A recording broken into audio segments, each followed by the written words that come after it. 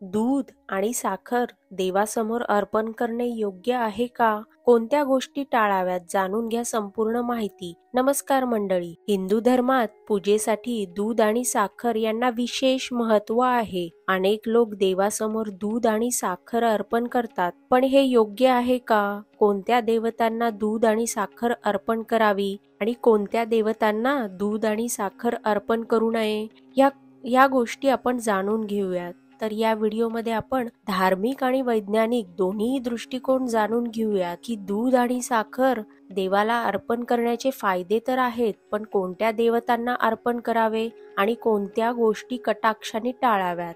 तर सर्वप्रथम आपण बघूया दूध आणि साखर अर्पण करणे योग्य आहे का? तर ह्याचे उत्तर आहे होय. दूध आणि साखर अर्पण करणे अत्यंत शुभ मानले जाते, पण ते सर्व देवांना अर्पण करणे योग्य नाही. प्रत्येक देवतेसाठी विशिष्ट नैवेद्य आणि पूजेचे नियम असतात. तर आपण बघूयात कोणत्या देवांना दूध आणि साखर अर्पण करणे शुभ मानले जाते.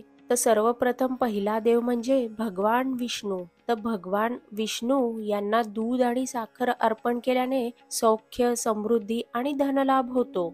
दुसरा देव आहे तो आहे माता लक्ष्मी. तर माता लक्ष्मीसाठी साखर हे समृद्धीचे प्रतीक मानले जाते, त्यामुळे लक्ष्मी पूजेत दूध साखर मिसळून अर्पण करतात. तिसरा देव आहे तो आहे भगवान श्रीकृष्ण. तर श्रीकृष्णाला माखन, दूध, साखर अत्यंत प्रिय होते, त्यामुळे त्यांना अर्पण करणे अत्यंत शुभ मानले जाते. आता चौथा देव आहे तो आहे गणपती बाप्पा. गणेशाला गोड पदार्थ प्रिय असल्याने दूध आणि साखर युक्त नैवेद्य अर्पण करतात. पाचवा देव आहे तो आहे श्री दत्तात्रय. दूध आणि साखर यांचे मिश्रण दत्तात्रय पूजेत वापरणे अत्यंत शुभ मानले जाते. सहावा देव आहे नवग्रहांमध्ये चंद्र आणि गुरु ग्रह. तर चंद्राला दूध आणि साखर अर्पण केल्याने मनशांती मिळते. तसेच गुरुग्रहांसाठी दूधयुक्त पदार्थ अर्पण केल्याने शुभ फळ प्राप्त होते.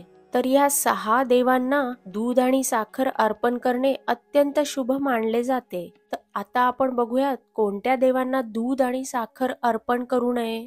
तर पहिला देव आहे भगवान शंकर, महादेव. महादेवाला दूध अर्पण करणे शुभ असले तरी त्यासोबत साखर टाकणे टाळावे. शंकराला गोड पदार्थ अर्पण करणे योग्य मानले जात नाही. तसेच दुसरा देव आहे हनुमानजी. हनुमानाला गोड पदार्थापेक्षा गूळ आणि चणे अधिक प्रिय मानले जातात, त्यामुळे दूध आणि साखर अर्पण करू नये. तसेच तिसरा देव आहे तो आहे शनिदेव.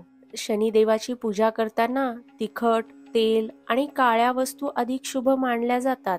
गोड पदार्थ किंवा दूध अर्पण केल्याने नकारात्मक प्रभाव वाढू शकतो. तसेच चौथा देव आहे तो आहे कालभैरव. तर भैरवनाथाच्या पूजेत गोड पदार्थ टाळण्याचा सल्ला दिला जातो. तर हे 4 प्रकारचे देव आहेत. या देवांना दूध आणि साखर अर्पण करू नये. आता आपण बघूया धार्मिक आणि वैज्ञानिक कारणे काय आहेत या मागची. तर धार्मिक कारणे सर्वप्रथम आपण बघूयात. तर पहिलं धार्मिक कारण म्हणजे दूध हे पवित्र आणि सात्विक मानले जाते, त्यामुळे ते पूजेत वापरले जाते. दुसरं धार्मिक कारण म्हणजे साखर गोडवा आणि सौख्याचे प्रतीक आहे, त्यामुळे ती विशेषतः लक्ष्मी पूजेसाठी वापरली जाते. तिसरं धार्मिक कारण म्हणजे काही ग्रंथांमध्ये सांगितले आहे की दूध अर्पण केल्याने मन शुद्ध होते आणि पाप क्षीण होतात. चौथं धार्मिक कारण म्हणजे सूर्य, चंद्र आणि गुरुग्रहांचे प्रभाव सुधारण्यासाठी दूध आणि साखर अर्पण करणे फायदेशीर ठरते. ही झाले काही धार्मिक कारणे. आता आपण वैज्ञानिक कारणे देखील बघूयात. तर वैज्ञानिक कोणते कारणे आहेत? तर सर्वप्रथम पूजेसाठी वापरण्यात येणारे पदार्थ सकारात्मक ऊर्जा वाढवतात. दुसरं वैज्ञानिक कारण म्हणजे दूध आणि साखर एकत्र आल्यास शरीराला ऊर्जा मिळते आणि मन शांत राहते. तिसरं वैज्ञानिक कारण म्हणजे नकारात्मक ऊर्जा दूर करण्यासाठी दुधाचा उपयोग केला जातो, त्यामुळे पूजेत त्याला महत्त्व आहे.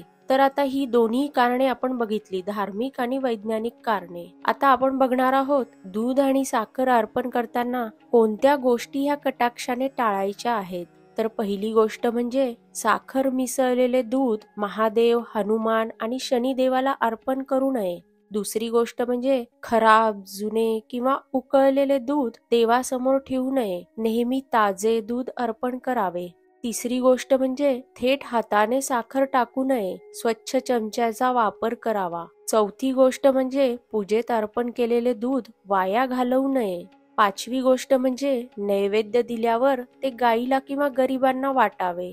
आता या व्हिडिओचा थोडक्यात निष्कर्ष काय आहे तो आपण बघूयात. तर दूध आणि साखर पूजेत अर्पण करणे शुभ आहे, पण योग्य देवतांना योग्य प्रकारे अर्पण करणे अत्यंत महत्त्वाचे आहे. नियम पाळले तर सकारात्मक ऊर्जा वाढते आणि देवांची कृपा देखील प्राप्त होते. मंडळी, जर तुम्हाला हा व्हिडिओ आवडला असेल तर व्हिडिओला लाईक करा, आपल्या ग्रुपमध्ये देखील हा व्हिडिओ शेअर करा, इतरांना देखील या माहितीचा लाभ मिळू द्या. तसेच चॅनलला सबस्क्राईब करा, बेल आयकॉन जरूर दाबा. धन्यवाद.